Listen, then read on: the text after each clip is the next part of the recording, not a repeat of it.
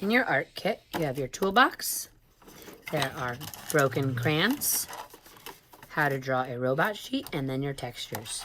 At the end of class, make sure everything goes back in exactly like this with your papers in the folder on top. What you're going to do is go ahead and draw a simple robot.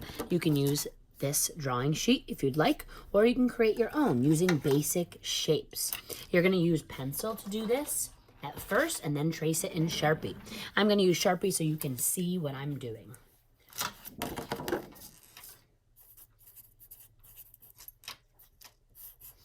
So I'm just going to start off by drawing a body nice and large. Then add a neck and a head. You can feel free to change this a little bit as you go if you want your robot to look a little bit different than the one from the sheet.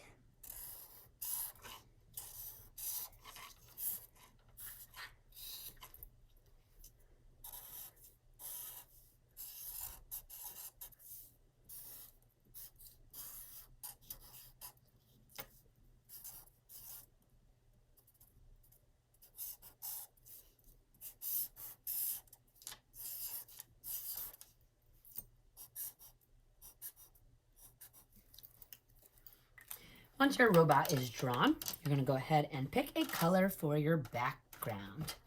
I'm going to see, let's see, I'm going to do purple.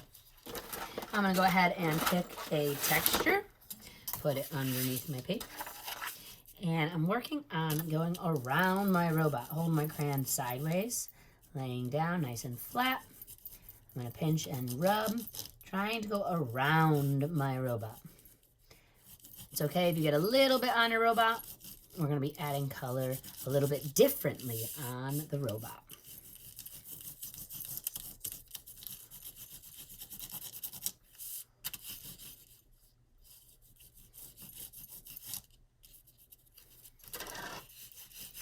Make sure you're moving the texture underneath to make sure that it's underneath where you're coloring. Then I'm going to choose a different color for the ground. I'm not sure what color this is. Oh, black. That works. All right, now I'm going to switch out my textures. And I'm going to switch out my crayons. I'm going to use regular crayons for this. I'm going to pick a texture. I'm going to pick a colored crayon. Let's see, I'll go with blue. I'm going to take my texture, I'm going to put it underneath. Now I'm going to use this regular crayon and pick a section. Make sure that I can feel my texture underneath. I'm going to hold it nice and still.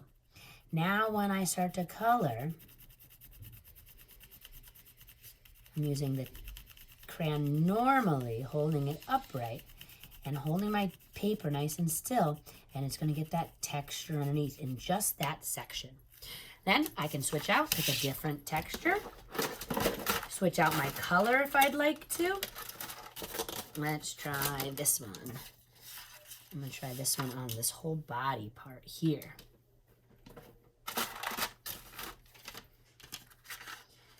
I'm going to use green. I'm going to hold it nice and still. And start coloring. The harder you push, the darker your colors will be. Trying to go around my details. Holding my paper nice and still to make sure that I'm going to get that texture underneath. If I move it around, I'll still get a texture, but I won't get those straight lines.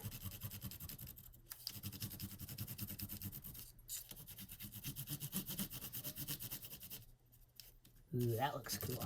I'm going to switch out, pick a different texture, but I'm going to keep that color, and I'm going to add some of that green up here with a different texture.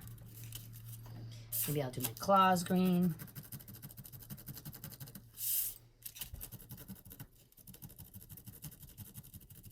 So whenever you're using your texture like this, you want to use it on small sections.